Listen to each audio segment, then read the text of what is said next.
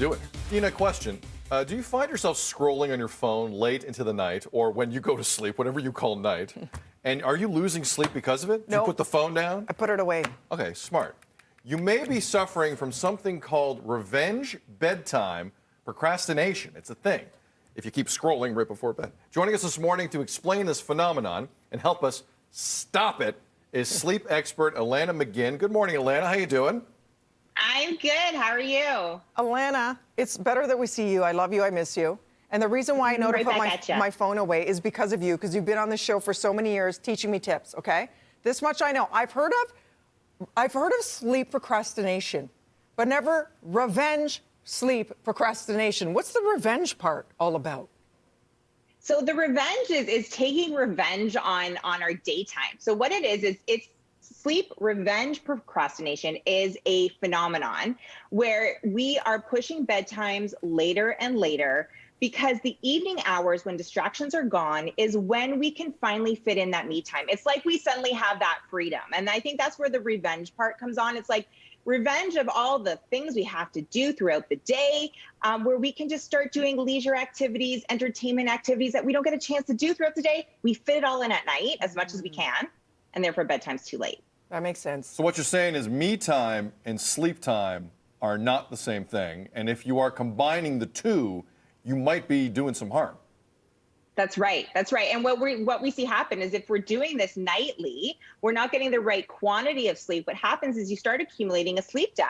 And then we start to see chronic sleep deprivation. So when you're suffering from sleep loss long term, then we see an increase in some really serious health risks like heart disease, stroke, obesity, diabetes, and just how we feel day to day. I mean, we know how we feel when we haven't had great quality and quantity of sleep long term. That's the thing. And it's the add up, like you said, that can lead to our overall health. And you can't just fix it by doing a warrior weekend sleep. This is like an everyday thing. So what are some tips to stop this pattern? You've got quite a few here. So I think it's still important to focus on ourselves because listen, the days get busy quick, right? Life is full of responsibilities, it's full of constant decision making. We don't have time for us. So we can still focus on us, but include that into your bedtime routine. So give yourself about an hour to have a nice calming bedtime routine and break it up into 3 20-minute increments. So the first 20 minutes, this is when we're preparing for the next day. We're making lunches, we're writing down to-do lists. Give your brain that dump so that to-do list isn't swimming in your head when you're trying to go to sleep. The next 20 minutes, all about you. So what kind of hygiene do you need? Do you need to double cleanse like the segment before, right? Getting in your pajamas, brushing your teeth, doing your beauty ritual. The last 20 minutes is when we fit in all the things we want to fit in during the day but don't have time. So you can watch an episode of a show. You can maybe have a quick Zoom chat with a friend and get caught up. And let's talk about tech. Tech is probably the biggest sleep buster, why we're pushing out bedtime so much. You can include it, but watch one episode, not an entire season. The one thing that always gets me, Alanna, and I don't know if Dina's the same, just because of what we do, I got a lot of notifications on my phone. A lot of news organizations. So once in a while, that breaking news will hit. And sometimes it's just sports in general, but sometimes it isn't. And I can't avoid that. Like, no, so whether you're in our business or whether you are super busy at work and you get that email at the last second that you cannot ignore, how do you navigate that? You set boundaries. I mean, with what you guys do, I understand you have to be reading some of those headlines, but not everybody does. Even work emails, you have to read the emails, you have to know the deadlines.